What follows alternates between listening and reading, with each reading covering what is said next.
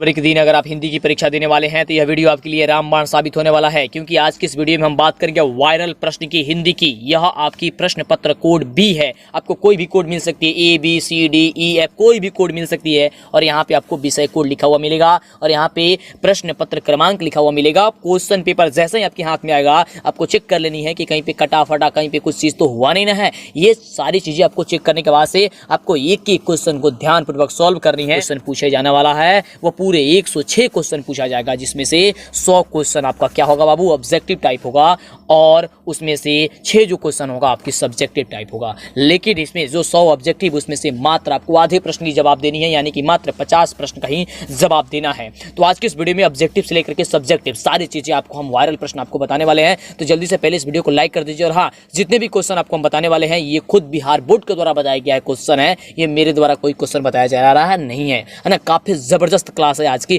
तो जल्दी से लाइक कीजिए और चैनल को सब्सक्राइब कीजिए, क्योंकि जब तक चैनल को सब्सक्राइब नहीं करेंगे आपको आगे से वीडियो नहीं मिल पाएगी। आइए देखते हैं प्रश्न क्या है। तो सबसे पहला नंबर प्रश्न काफी शानदार प्रश्न है कि लौट कर आऊंगा फिर पाठ की विद्या क्या है। बताइए, फटाफट बताइए। आपके पास काफी कम समय बचा हुआ है बाबू, एक एक मिनट आपके लिए काफी महत्वपूर्ण है। फटाफट बताइए कि लौट कर आऊंगा फिर पाठ की विद्या क्या है। बिल्कुल इसका सही उत्तर हो जाएगा ऑप्शन ए नंबर। कान में ईयरफोन लगाइए, शांत जगह बैठिए और वीडियो को एकदम पूरा देख डालिए, पूरे की पूरे आपको दिमाग में एकदम बैठ जाएगा।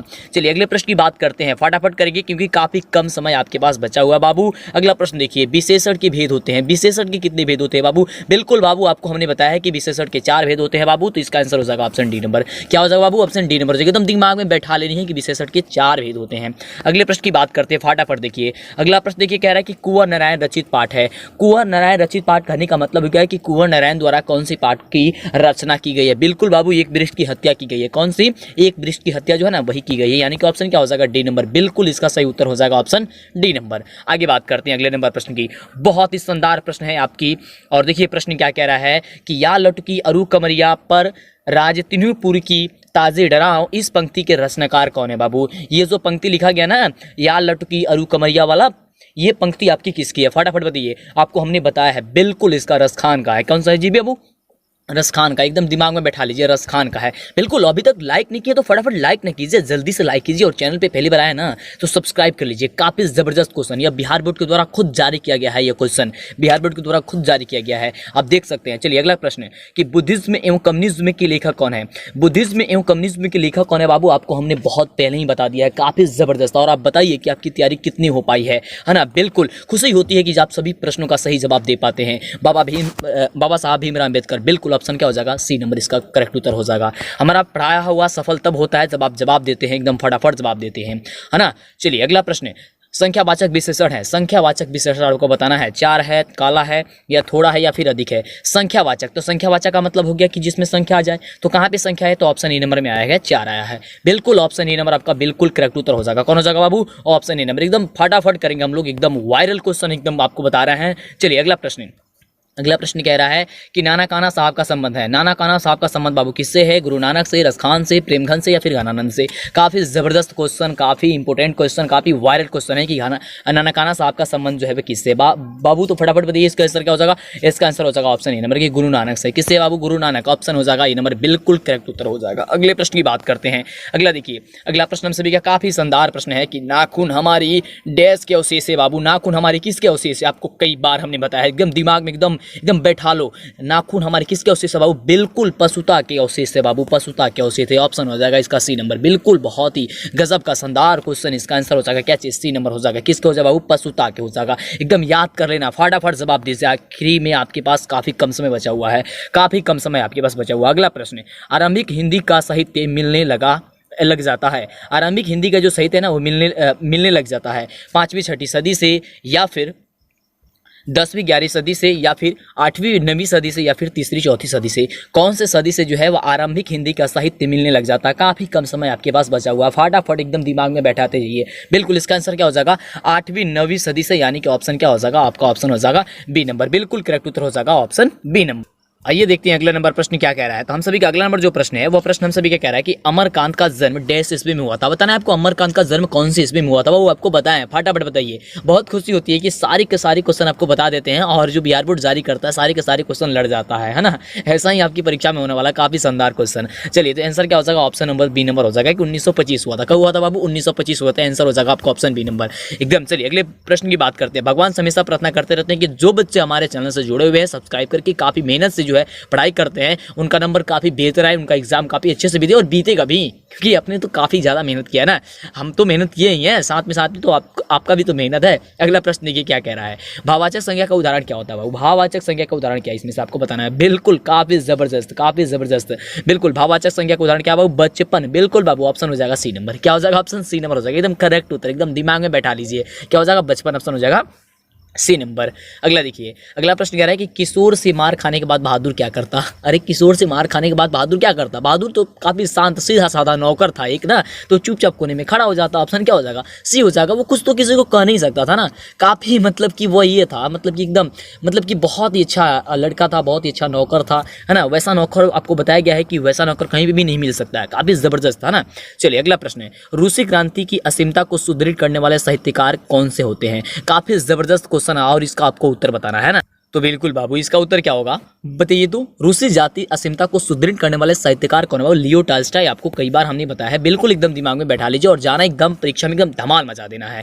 चलिए, अभी तक चैनल को सब्सक्राइब नहीं किया तो गलती मत कीजिए, फटाफट कीजिए, क्योंकि यूट्यूब का नियम है कि जब तक आप चैनल को सब्सक्राइब नहीं करेंगे आपको आगे से वीडियो नहीं मिल पाएगी। तो जल्दी से चैनल को सब्सक्राइब कीजिए, काफी अनोखा समय, काफी कम समय बचा हुआ है और इसमें आपको वायरल क्वेश्चन कराया जा रहा है, जिससे कि एकदम परीक्षा में आ ही जाएगा और आप एकदम बहुत अच्छे से पास होकर के आइएगा। बिल्कुल बहुत ही जबरदस्त आपका आएगा आपका परीक्षा में अंक। अगला प्रश्न है कि कथक नृत्य के पर्याय माने जाते हैं। जो कथक नृत्य के जो पर्याय है ना वो माने जाते हैं, कौन माने जाते हैं, पंडित बिरजू महाराज या बिस्मिल्लाह खां या जाकिर हुसैन या फिर इनमें से कोई नहीं। बिल्कुल 14 नंबर प्रश्न का आपको जवाब बताना है कि 14 नंबर प्रश्न का जो जवाब होगा वो 14 नंबर प्रश्न का जवाब क्या होगा, बिल्कुल पंडित बिरजू महाराज हो जाएगा बाबू, ऑप्शन हो जाएगा ए नंबर। एकदम काफी कम समय है, एकदम फटाफट करेंगे हम लोग। चलिए अगला प्रश्न देखिए, काफी जबरदस्त क्वेश्चन आपके स्क्रीन पे। भाववाचक संज्ञा का उदाहरण नहीं है, कौन जो है इसमें से भाववाचक संज्ञा का उदाहरण नहीं है। बिल्कुल बाबू, ऑप्शन बी नंबर जो है ना, दूध। दूध आपका भाववाचक संज्ञा नहीं है बाबू, ये द्रव्यवाचक संज्ञा हो जाएगी। क्या हो जाएगी, आपका आंसर हो जाएगा दूध, यानी कि ऑप्शन डी। अगला देखिए, ऑप्शन बी, माफ कीजिएगा, ऑप्शन बी नहीं लिखा गया ना, बी है ना, ऑप्शन हो जाएगा बी नंबर। क्या हो जाएगा, दूध।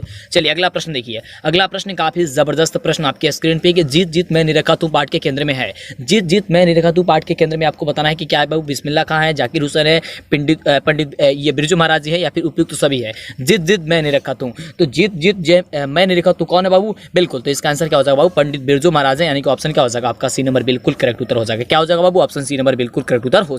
आइए देखते हैं अगले नंबर प्रश्न क्या कह रहा है। तो देखिए अगला नंबर प्रश्न काफी जबरदस्त प्रश्न है कि अगे ने सूत्रपात किया था।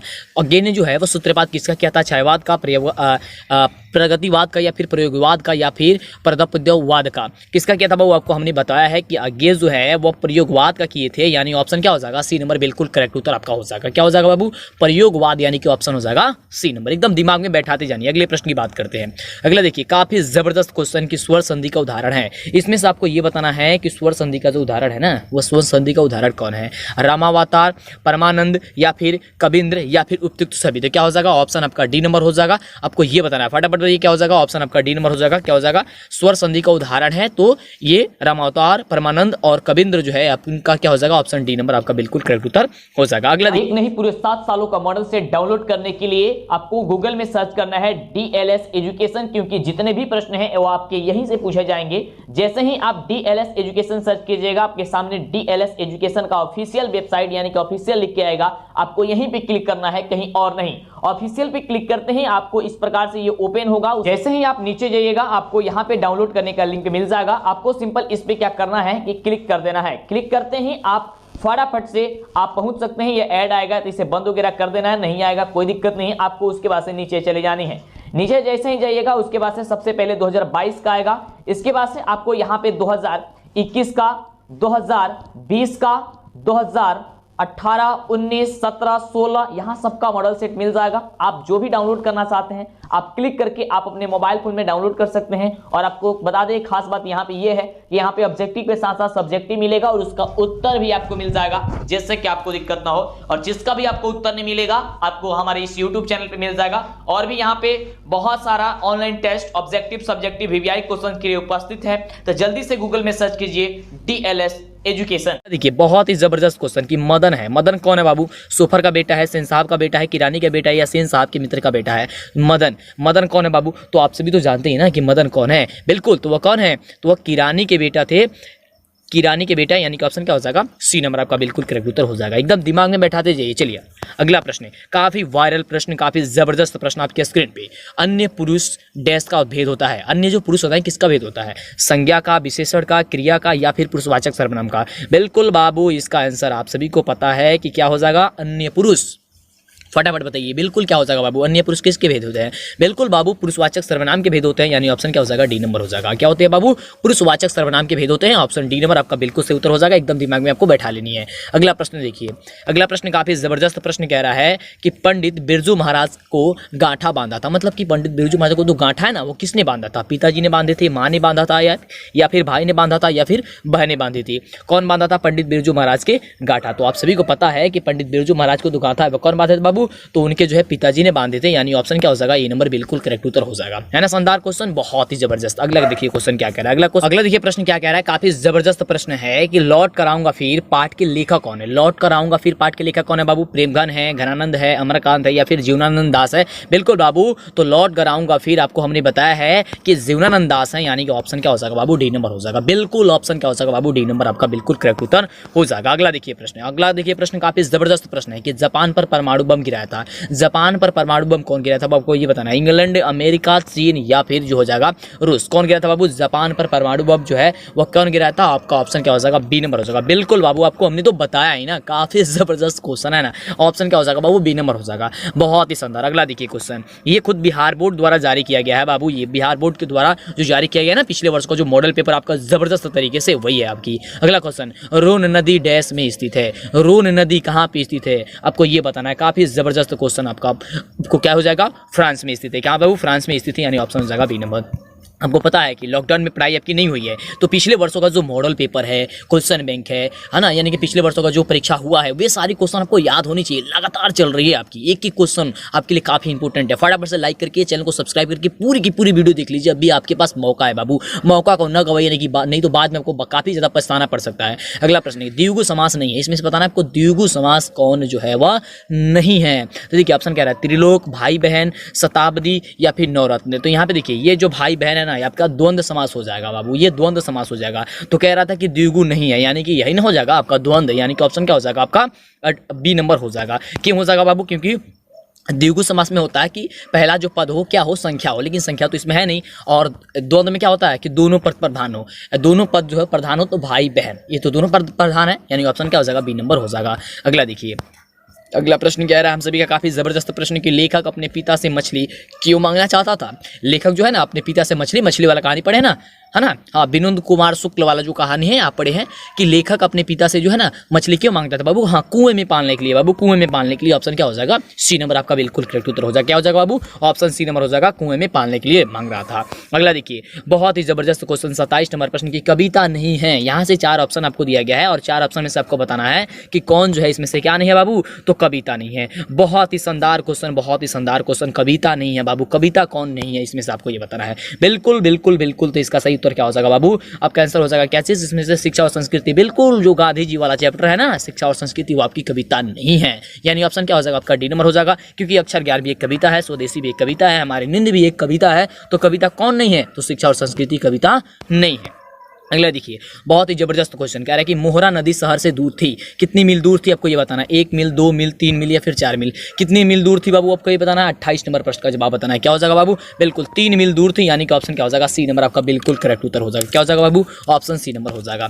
अगला प्रश्न काफी जबरदस्त प्रश्न आपके स्क्रीन पे बाबू कि राजदूत में है, राजदूत में है तत्पुरुष समास, अव्ययीभाव समास, कर्मधारय समास, या फिर द्वंद्व समास? कौन सा समास है बाबू? राजदूत में। राजदूत में आपको बताना है कौन सा समास है बाबू? बिल्कुल बिल्कुल तत्पुरुष समास है बाबू, तत्पुरुष समास है ना। क्या हो जाएगा? राजदूत, है ना, कि राजा का दूत राजदूत। क्या हो जाएगा? ऑप्शन हो जाएगा ए नंबर हो जाएगा। क्या चीज? तत्पुरुष समास। अगला देखिए, अगला प्रश्न काफी जबरदस्त प्रश्न है कि अबनियो डैश नदी के किनारे बसा हुआ। अरे आपको तो पढ़ा है ना आपने, तो आपको कई बार हमने बताया भी है कि अबनियो जो है वो कहाँ बाबू? रोन नदी के किनारे स्थित है। कहाँ बाबू?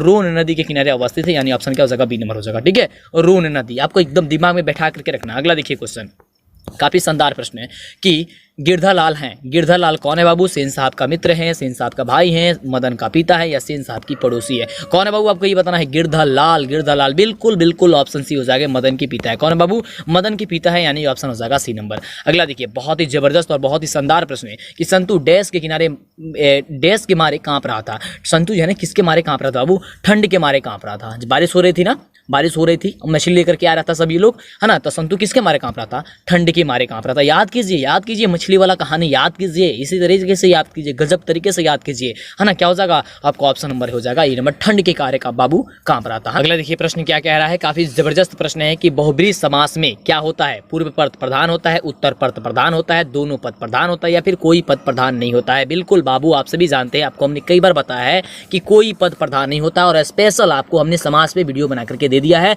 बस उतना ही समास आप पढ़ लीजिएगा, आपका एग्जाम फटाफट से एकदम वही क्वेश्चन आएगा। काफी जबरदस्त तरीके से पूरे समझाए भी हैं, है ना। चलिए, तो क्या हो जाएगा? ऑप्शन आपका इसमें हो जाएगा डी नंबर, तो वो वीडियो जरूर देख लीजिएगा। अगला देखिए, अगला क्वेश्चन क्या कह रहा है। अगला क्वेश्चन है, इसी चैनल पे उपस्थित है, हर एक वीडियो उपस्थित है, इसके लिए चैनल को सब्सक्राइब कर लीजिए फटाफट से, जल्दी से। कह रहा है कि मैक्स मूलर के अनुसार सर्वविदा संपदा और प्राकृतिक से संदर्भ से परिपूर्ण जो देश है वह कौन है? बताइए, स्विट्जरलैंड है, अमेरिका है, चीन है, या फिर भारत है? बिल्कुल बाबू, हम सभी का देश भारत है, यानी कि ऑप्शन हो जाएगा डी नंबर। हम सभी का देश कौन है? भारत है। भारत ही क्या है? सर्वविदा संपदा और प्रकृति से संदर्भ है, और इससे परिपूर्ण है, यानी ऑप्शन हो जाएगा डी नंबर।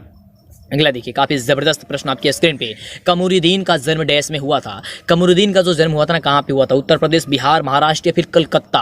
बिल्कुल आपको हमने बताया है कि कमरुद्दीन का जो जन्म हुआ था बाबू, वह बिहार हुआ था, यानी ऑप्शन क्या हो जाएगा? B number. बिल्कुल करेक्ट उत्तर हो जाएगा, ऑप्शन हो जाएगा बिहार, यानी कि ऑप्शन बी नंबर। अगला देखिए, अगला प्रश्न सबसे जबरदस्त प्रश्न के व्यंजन संधि का उदाहरण नहीं है, इसमें से बताना है आपको व्यंजन संधि का उदाहरण जो है वह कौन नहीं है, आपको यह बताना है। 36 नंबर प्रश्न का बताना है आपको। क्या हो जाएगा जवाब? कि व्यंजन संधि का उदाहरण जो है वह नहीं है।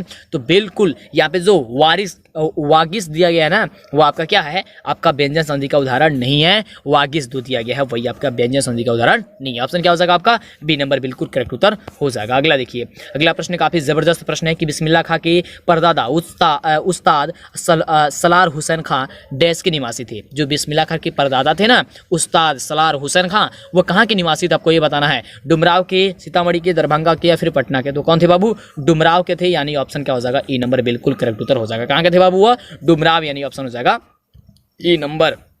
अगला देखिए, बहुत ही जबरदस्त प्रश्न है कि मछली कहानी के लेखक कौन है? अभी आपको हमने बताया था ना, मछली कहानी से आया था क्वेश्चन। तो क्लास में बने रहिए, एक एक क्वेश्चन, एक एक मिनट आपके लिए काफी महत्वपूर्ण है बाबू, एक एक मिनट। जल्दी से चैनल को सब्सक्राइब कर लीजिए, अभी तक नहीं किए तो फटाफट दबाइए ना सब्सक्राइब पे, और लाइक नहीं किया तो लाइक तो जरूर करना ही करना है। अगला प्रश्न, मछली कहानी के जो लेखक है ना, कौन है बाबू? बिल्कुल विनोद कुमार शुक्ल है, यानी ऑप्शन क्या हो जाएगा? डी नंबर हो जाएगा। ठीक है, चलिए तो ये देखते हैं अगले नंबर प्रश्न क्या कह रहा है। तो देखिए, अगला नंबर जो प्रश्न है वह कह रहा है कि धर्मात्मा का संधि विच्छेद क्या होगा बाबू? तो धर्मात्मा का संधि विच्छेद आपको हमने बताया कि धर्म धन आत्मा होता है, यानी ऑप्शन कहाँ पे दिया गया है? तो धर्म धन आत्मा दिया गया ऑप्शन डी नंबर में। तो डी नंबर आपका क्या हो जाएगा? बिल्कुल करेक्ट उत्तर हो जाएगा। क्या हो जाएगा बाबू? कि धर्म धन आत्मा होता है, धर्मात्मा।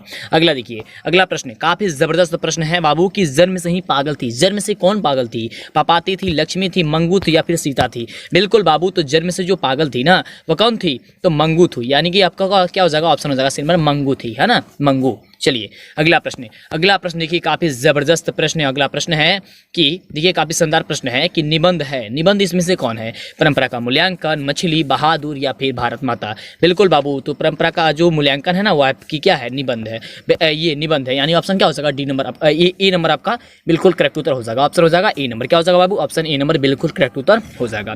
तो अगला नंबर प्रश्न देखिए, काफी जबरदस्त प्रश्न है कि संगीत शास्त्र अंतर्गत सुशील वाद्यों में है सहनाई, तबला, बांसुरी, या फिर ढोलक? बिल्कुल बाबू, इसका सही उत्तर क्या हो जाएगा? आपको ए नंबर हो जाएगा, सहनाई है। कौन है बाबू? सहनाई। आपको कई बार हमने बताया है सहनाई है, यानी कि ऑप्शन क्या हो जाएगा? ए नंबर हो जाएगा।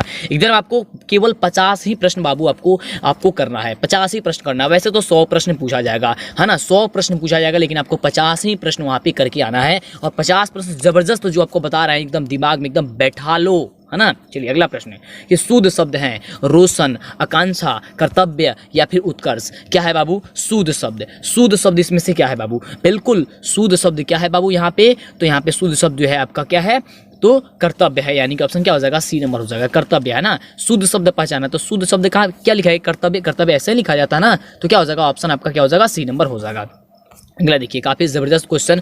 तो अगला क्वेश्चन है कि मैक्स मूलर डैश का विद्वान था। मैक्स मूलर जो था वह कहाँ के विद्वान था? फ्रांस का, अमेरिका का, रूस का या फिर जर्मनी का? तो देखिए मैक्स मूलर जो था ना वह जर्मनी का विद्वान था। क्या था बाबू? जर्मनी का, यानी कि ऑप्शन क्या हो जाएगा? डी नंबर आपका बिल्कुल करेक्ट उत्तर हो जाएगा। अगला प्रश्न है काफी शानदार प्रश्न है कि राजस्थानी भाषा के सफल कहानीकार कौन है बाबू? राजस्थानी भाषा के सफल कहानीकार कौन है बाबू? आपको ये बताना है। बिल्कुल बाबू सामरदैया है। सामरदैया, सामरदैया कौन है बाबू? सामरदैया, एकदम दिमाग में बैठा लो, सामरदैया है। ऑप्शन क्या हो जाएगा? ए नंबर हो जाएगा। अगला देखिए अगला प्रश्न बहुत ही शानदार प्रश्न की बुढ़ापा में कौन सा प्रत्यय है बाबू? आपको हमने कई बार बताया है कि बुढ़ापा यानी कि आपा। आपा में कौन सा प्रत्यय है बाबू? आपा, है ना। बुढ़ापा में कौन है? आपा, यानी ऑप्शन क्या हो जाएगा आपका? बी नंबर बिल्कुल करेक्ट उत्तर हो जाएगा। आपा प्रत्यय। कौन सा प्रत्यय है बाबू? आपा प्रत्यय। ऑप्शन हो जाएगा बी नंबर। अगला देखिए सबसे जबरदस्त प्रश्न है कि सीता के कितने बेटे थे? सीता के कितने बेटे थे बाबू? आपको ये बताना है। बिल्कुल बाबू सीता के 3 बेटे थे। कौन? सीता के 3 बेटे थे। और हाँ आप याद करके जरूर रखिएगा, सीता अपने घर में घुटन क्यों महसूस किया करती थी? ये क्वेश्चन सब्जेक्टिव में पूछा जा सकता है आपसे। तो देखिए यहाँ पे क्या हो जाएगा आंसर? सीता के कितने बेटे थे बाबू? तो 3 बेटे थे। ऑप्शन हो जाएगा बी नंबर बिल्कुल। अगला देखिए प्रश्न, अगला देखिए प्रश्न क्या कह रहा है। अगला प्रश्न देखिए कह रहा है कि शुद्ध वाक्य है। शुद्ध वाक्य है आपको ये बताना है। बिल्कुल, या मेरी पुस्तक है, या रोटी ताजी है, या दाल कच्चा है, या फिर सूरज से पूछो, सूरज को पूछो, तो क्या होगा यहाँ पे? सही उत्तर आपको बताना है। शुद्ध वाक्य बताना है आपको यहाँ पे। शुद्ध वाक्य तो यह मेरी पुस्तक है, यानी कि ऑप्शन जो होगा ए नंबर ना आपका बिल्कुल करेक्ट उत्तर हो जाएगा। क्या हो जाएगा बाबू? ऑप्शन हो जाएगा ए नंबर। अगला देखिए प्रश्न क्या कह रहा है। काफी गजब का प्रश्न, आपको सब्जेक्टिव प्रश्न भी आपको दिखाने वाले हैं कि कौन कौन सा सब्जेक्टिव क्वेश्चन आपके एग्जाम में पूछा जाने की काफी ज्यादा संभावना है ना। पूछे जाने की काफी ज्यादा संभावना है। आपको सारी चीजें आपको बताया ना, सारी चीजें आपको बताएंगे। अगला देखिए प्रश्न, ढाते विश्वास कहानी के केंद्र में क्या है? ढाते विश्वास। ढाते विश्वास किसकी कहानी बाबू? लक्ष्मी वाली कहानी है ना। लक्ष्मी की क्या थी समस्या? वहाँ पे बाढ़ आ रही थी ना, बहुत ज्यादा बाढ़ की समस्या। कौन सी समस्या बाबू? बाढ़ की समस्या। ऑप्शन हो जाएगा कैसे? बी नंबर हो जाएगा। अगला देखिए काफी जबरदस्त प्रश्न है कि अभाव में कौन सा उपसर्ग है? अभाव में कौन सा उपसर्ग है बाबू? बताओ, आपको बताना है। अभाव तो उपसर्ग कौन होते हैं बाबू? शब्द के पहले लगे होते हैं। तो अ उपसर्ग हो जाएगा। क्या हो जाएगा? अ उपसर्ग हो जाएगा। यहाँ पे देखिए कहाँ पे दिया गया? ऑप्शन नंबर ए दिया गया है। ऑप्शन नंबर क्या दिया गया है? ए नंबर दिया गया है। तो इसके पीछे जो आपको जारी किया गया था ना ऑफिशियल मॉडल पेपर, उसमें 50वें प्रश्न को जारी किया गया था। काफी जबरदस्त क्वेश्चन। अब ये बात करते हैं सब्जेक्टिव प्रश्न की, है ना। इसके सब्जेक्टिव प्रश्न कौन कौन है? तो देखिए आप सभी जानते हैं कि गद्यांश जो है ना उसका आपको आंसर लिखना जाता है, राइट। तो ये सब्जेक्टिव क्वेश्चन में ये गद्यांश रही। तो गद्यांश में तो क्या क्वेश्चन है? कोई दिक्कत तो यहाँ पे होने वाले नहीं है। तो ये गद्यांश है। ये बात करते हैं अगले प्रश्न की कि अगला जो है ना इसमें का वो क्या कह रहा है। तो ये गद्यांश थी, इसको हम लोग हटा देते हैं। अब देखिए ये सबसे ज्यादा जरूरी है आपको निबंध लिखने के लिए, क्योंकि देखिए निबंध जो आएगा ना आपको 10 अंक का आएगा। 10 नंबर काफी जबरदस्त है आपकी परीक्षा के लिए, 10 नंबर। तो देखिए अशिक्षा पे आप याद कर लीजिएगा, अशिक्षा की भूमिका क्या होती है, अशिक्षा के कारण क्या होंगे, अशिक्षा के दुष्परिणाम क्या होंगे, अशिक्षा के दूर करने के उपाय क्या होंगे और इसका निष्कर्ष क्या निकलता है। ये अशिक्षा के बारे में आप तो जानते ही हैं। चलिए अगला है जनसंख्या विस्फोट। जनसंख्या विस्फोट के बारे में आपको पढ़ लेना है। भूमिका इसकी क्या होगी, इसके जनसंख्या के विस्फोट के कारण क्या होगा, और जनसंख्या का विस्फोट की कहानी क्या होती है, और इसका जो निदान है वह क्या होगा। और एक चीज आपको देखिए बताना चाहेंगे, काफी जबरदस्त है और यही चीज अक्सर बच्चे गलती करते हैं। देखिए जो चीज यहाँ पे टॉपिक दिया गया है ना, बस इसी टॉपिक के बारे में आपको लिखना है, कोई एक्स्ट्रा कुछ भी चीज नहीं लिखनी है। जो भी टॉपिक आपको दिया गया है, जैसे मान लीजिए जनसंख्या के विस्फोटक के बारे में जो दिया गया है आपको यहाँ पे निबंध लिखने के लिए, तो पूछ दिया गया भूमिका। तो भूमिका का मतलब क्या होगा कि जो पूरे है ना इसकी भूमिका क्या निकल के आती है, मेन जो है ना वह क्या है, बस उतना लिख दीजिए। जनसंख्या के विस्फोटक के कारण क्या हो सकती है, तो इसका कारण बताइए, इसकी कारण क्या हो सकती है, और जनसंख्या विस्फोट होने की हानि क्या होगी। जब ये विस्फोट होगा तो हानि से क्या होगी, बस इतना लिख दीजिए। और इसका निदान क्या होगा, बस लिख दीजिए। और इसका निष्कर्ष जो निकल के आता है वह निष्कर्ष क्या निकल के आता है, बस लिख दीजिए। हो गया, इतना ही लिखना है, काफी ईजी है ना। ऐसे ही आप स्वामी विवेकानंद के बारे में लिख सकते हैं, है ना। तो इसकी तो स्वामी विवेकानंद की भूमिका क्या है, विवेकानंद के विचार जो थे वह कैसे थे, है ना। और विवेकानंद द्वारा चलाए गए सांस्कृतिक धार्मिक जन जागरण जो अभियान था वह कैसा था, और इसका निष्कर्ष क्या निकलता है। स्क्रीनशॉट ले लीजिए अगर आपको याद नहीं होता है कि कौन कौन सा क्वेश्चन इंपॉर्टेंट है आपके लिए, तो है ना। तो जल्दी से स्क्रीनशॉट भी ले सकते हैं। देखिए आतंकवाद पूछ सकता है आपसे, तो उसमें भूमिका पूछेगा, आतंकवाद के रूप पूछेगा, आतंकवाद के कारण पूछ देगा, और इससे निपटने के उपाय पूछ सकता है। तो ये आप याद करके लिखिएगा, और इसको अंत में आपको निष्कर्ष सब में लिखना ही होता है।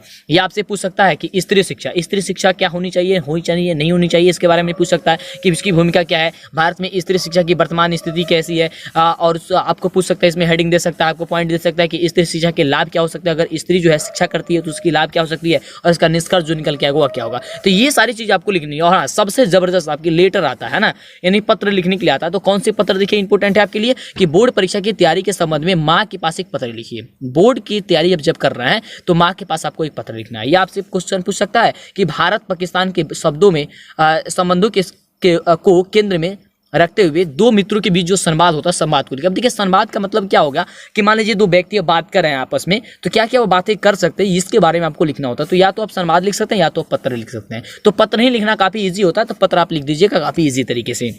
अब देखिए, अब रही बात की किताब से आपके कौन कौन से क्वेश्चन इंपॉर्टेंट है, तो इसे आप याद कर लीजिए। काफी जबरदस्त क्वेश्चन। पहला याद कर लीजिएगा, पपाती कौन थी, वह शहर क्यों लाई गई थी। अगला क्वेश्चन, माँ मंगू को अस्पताल में क्यों नहीं भर्ती कराना चाहती थी। अगला क्वेश्चन याद कर लीजिएगा सारी क्वेश्चन, कवि की दृष्टि में माली मालिन कौन है। और अगला क्वेश्चन, दिनकर की दृष्टि में आज के देवता कौन है। अगला क्वेश्चन आपके स्क्रीन पे कि मनुष्य की छायाएं कहाँ और क्यों पड़ी हुई है। और अगला क्वेश्चन, झोले में मछलियां लेकर के बच्चे जो है पतली गली से दौड़ते हुए क्यों घुस गए थे। पतली गली में क्यों घुस गए थे आपको ये बताना है। या आपसे ये क्वेश्चन पूछ सकता है कि लखनऊ और रामपुर से बिरजू महाराज का क्या संबंध था। या आपसे क्वेश्चन पूछ सकता है कि बढ़ते नाखून द्वारा प्रकृति मनुष्य को क्या याद दिलाती है। जितना भी क्वेश्चन आपको बता रहे हैं इसमें से क्वेश्चन रहेगा ही ना, बाहर नहीं जा सकता है ना। काफी जबरदस्त है। और अगला देखिए, अगला जो आपके एग्जाम में ये पूछ सकता है, यहाँ पे 100 शब्दों में आपको लिखने के लिए पूछ सकता है। किसी एक पक्का उत्तर आपको देना होगा यहाँ पे लगभग 100 ये शब्दों में, जिसमें आपको क्वेश्चन पूछ सकता है कि पहली बार देखिए बहादुर का वर्णन अपने शब्दों में कीजिए या निम्नलिखित पंक्तियों की क्या स्पष्ट कीजिए। यानी कि आपको वर्णन करने के लिए आप दे सकता है, या आपसे पंक्ति जो है ना उसका आपको भावार्थ पूछ सकता है, इसका भावार्थ क्या होगा। तो देखिए यहाँ पे कौन सा भावार्थ पूछा है, तो देखिए पूछा है, जनता हाँ मिट्टी की अबोध मूर्ति वही, जाड़े पाले की कसक सदा सहने वाली, जब अंग अंग में लगे सौंप हो चूस रहे तब भी न कभी मुंह खोल दर्द कहने वाली। इसका भावार्थ क्या होगा, आपको भावार्थ इसका लिख देना होगा। काफी जबरदस्त है ना। तो इतना ही बस आपको याद करके रखनी है। और आगे जितना भी क्वेश्चन आपको बताया जा रहा है, जितना भी वीडियो में आपको क्वेश्चन बताया गया है, एक एक क्वेश्चन आपके लिए इंपॉर्टेंट है। सारे क्वेश्चन याद करिए, तभी जाकर के एग्जाम में आपकी बेहतर कर सकते हैं, है ना। बेहतर करने के लिए पूरे के पूरे वीडियो देखना होगा। इसके लिए अभी तक चैनल को सब्सक्राइब नहीं किया, जल्दी से कीजिए, लाइक करके शेयर कीजिए फटाफट से। जल्दी समय आपके पास काफी ही कम है।